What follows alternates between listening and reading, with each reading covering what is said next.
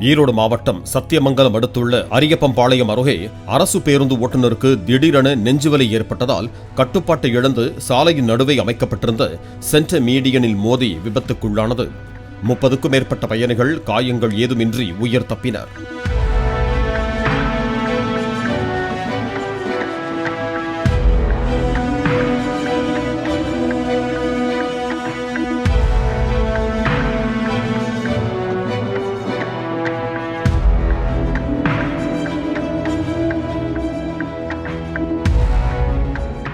Play store மற்றும் app ஸ்டோரில் இருந்து பாலிமர் செயலியை QR கோடு மூலம் பதிவிறக்கம் செய்யுங்கள். செய்திகளை உடனுக்குடன் பெறுங்கள்.